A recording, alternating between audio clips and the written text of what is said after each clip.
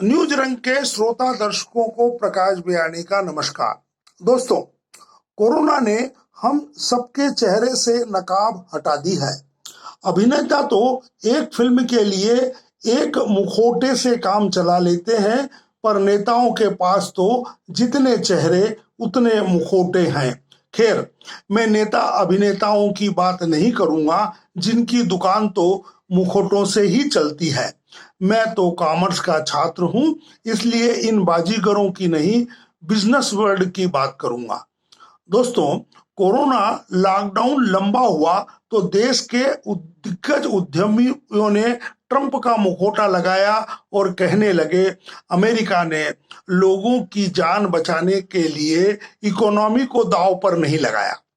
American corona के साथ जीना मरना सीख गए हैं, इसलिए अमेरिका की इकोनॉमी हमसे पहले संभल जाएगी। उन्हें शिकायत है कि लोगों की जान बचाने के लिए मोदी सरकार ने लंबा और सख्त लॉकडाउन लागू करके देश की इकोनॉमी को बर्बाद कर दिया है। आपको यह अजब गजब नहीं लगता कि जो लोग हर साल अरबों रुपयों का व्यापार करते हैं और करोड़ों रुपया कमाते हैं, वे 3 महीने के लॉकडाउन में ही बर्बाद होने की बात करने लगे हैं?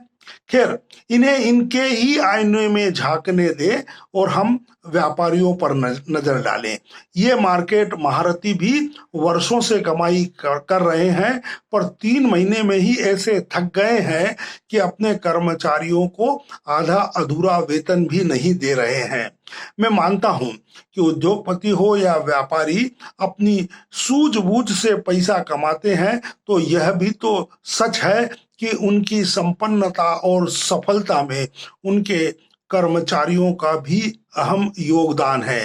क्या इस सहयोग को सिरे से नकार देना एहसान फरामोशी नहीं है, या कि ह्यूमन रिसोर्सेस डेवलपमेंट और कारपोरेट सोशल रिस्पॉन्सिबिलिटी के बड़े बड़े दावे महज दिखावा नहीं है?